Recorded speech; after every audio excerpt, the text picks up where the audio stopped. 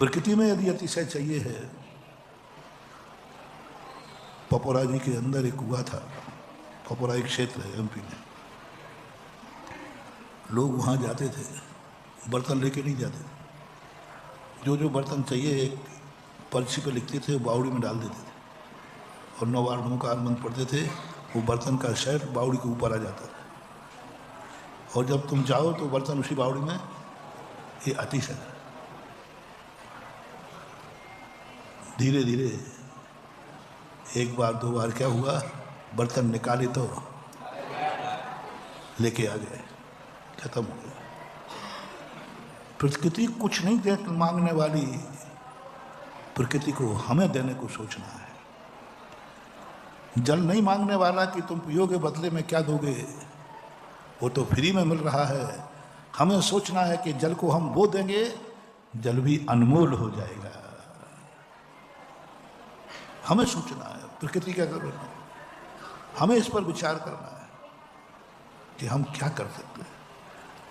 यदि हम उपभोक्ता बनते हैं तो हमें उस उपभोक्ता बनने के पहले ये सोचना है, क्या मैं इसका प्रतिफल दे सकूंगा, क्या मैं इसको भी कुछ दे सकूंगा।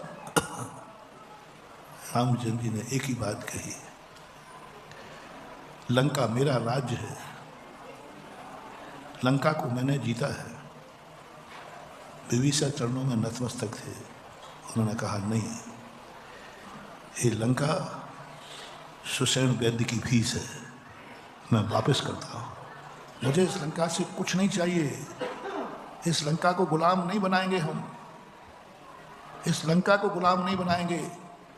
जिस लंका के अंदर दुश्मन को भी दवाई नहीं बेची जाती, उस लंका को हम गुलाम नहीं बनाएंगे।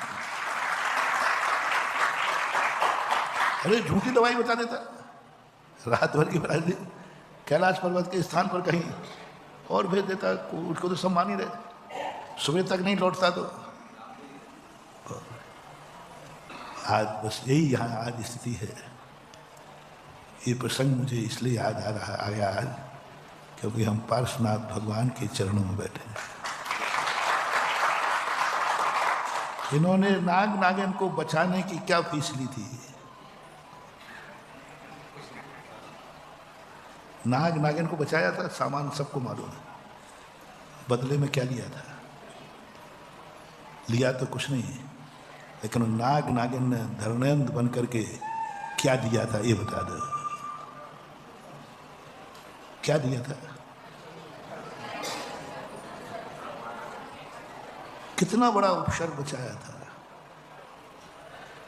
कितना बड़ा उपसर्ग था। एक ही कहा उन्होंने, जब धर्मेंद्र का सिंहासन हिला तो उसने एक ही कहा कि ओहो, ये परम उपकारी। हम नाग नागिन की पर्याय में नाग नागिन को देख करके दुनिया मारने का भाव करती है। बोलो, आपके यहाँ कहीं नाग नागिन दिख जाए तो झूठ मत बोलना, निपटाने का भाव करोगे। थोड़ी बहुत दया आएगी तो पकड़वाने का कहोगे लेकिन बचाने का भाव तो कठिन है। इतनी बड़ी शक्ति। अपने दोस्तों के साथ मनोरंजन करने जा रहे थे गंगा घाट पर, नौकर चाकर से कह देते अब मरते रहते सांपों को तो क्या। धर्मेंद्र कहते हैं, हे देवी, जिस पर्याय को देखकर दुनिया मारने का भाव करती है, ये वो आत्मा है जिन्होंने उस पर्याय में बचाने का भाव किया। उन्होंने कुछ नहीं मांगा था पारसनाथ, ये भाव भी नहीं किया था कि ये कभी हमारी हुई काम आएंगे, लेकिन उन्होंने क्या किया, नाग नागिन था। अब हमारा कर्तव्य क्या है?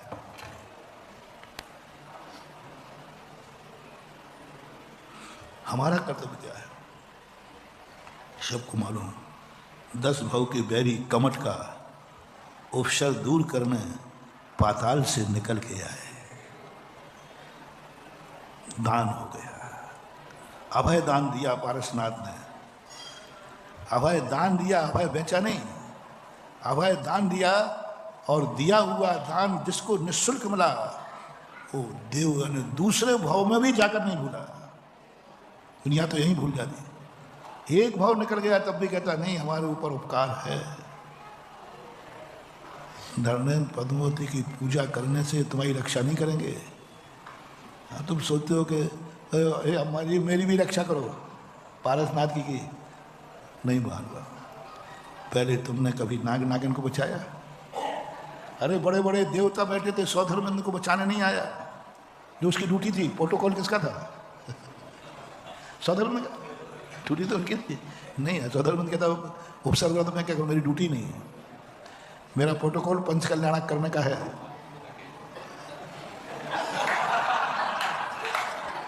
कहता मैंने जब पढ़ा, मैंने कहा ये सौधर्मेंद्र तू क्या कर रहा था? बोले मेरी ड्यूटी नहीं है, मेरी ड्यूटी पंच करना की है, बस वो मैंने कर दिया, दीक्षा कल्याण कर दिया, आप जानो आपका काम है। फिर दीक्षा कल्याण करके पालकी में लाया, दीक्षा दिला, उसके बाद मेरी कोई ड्यूटी नहीं है। वो बचाएगा जिसने, इन्होंने किसी को बचाया होगा तो वो तुम्हें बचा लेगा, मेरा इनसे कोई लेना देना नहीं। एक छोटा सा देव, भवनवासी देव, कौन बचाने आता है? कभी तुमने, हम लोग ये चींटियों को बचाते रहते रहे, ऐसे ही नहीं है महावीर स्वामी। एक एक चींटी को नहीं बचा रहा हूं, एक एक पद्मावती तैयार कर रहा हूं, छोटे छोटे जीवों को बचा रहा हूं, एक एक धर्मेंद्र तैयार कर रहा हूं। गौशाला में एक गाय को बचा लो, तुम ये मात किसको बताओ कि ये पशु है, इनमें से कोई देव बन गया तो ना जाने कब किस रूप में काम आ जाए। महावीर की अहिंसा परोपकारी ही नहीं है, उसके पीछे सरोपकार भी छुपा हुआ। पूजा करने से ये तुम्हें नहीं बचाएंगे। इनको कब बचाया? ये भगवान थे इसलिए बचाया? नहीं, ये भगवान थे इसलिए नहीं बचाया। इन्होंने उसे बचाया था तो उन्होंने इन्हें इसको बचाया। बस सीधी बात, दान वाली बात है। बस उन्होंने उस समय अभय दान दिया, इस समय उन्होंने आकर अभय दान दिया। ये है जैन दर्शन का। अपन सोचते हैं भगवान को आपने बचाया था, हमारी भी रक्षा करो। हाँ, तुम्हारे बाप के नौकर लगे रक्षा करो। हाँ, बड़े मजे आते हैं। हमें कुछ करना पड़ेगा। हम अहिंसा को पालन करें, एक देव तो क्या, सारे देवता हाथ जोड़कर खड़े हो जाएंगे। उनके प्रति हमारा क्या कर्तव्य है? भगवान हमें इतना आशीर्वाद देते हैं, हमारा क्या कर्तव्य है?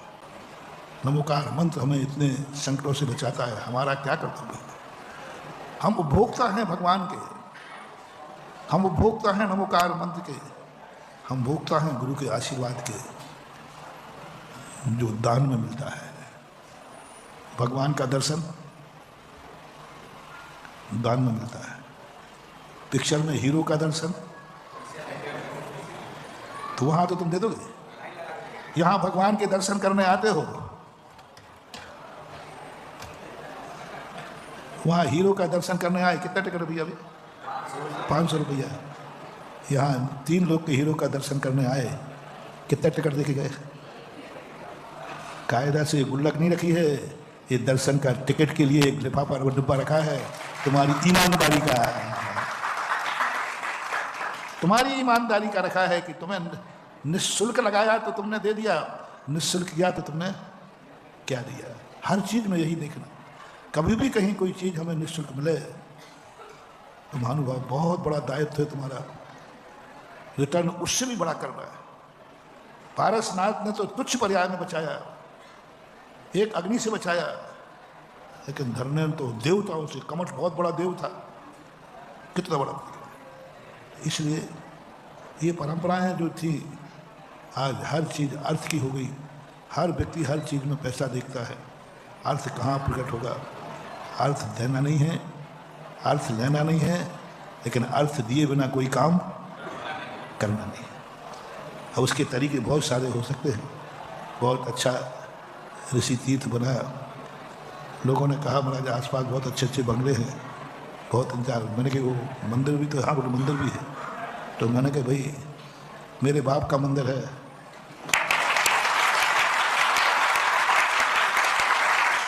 हाँ यदि मंदिर में जाने की मनाही हो तो बात अलग है।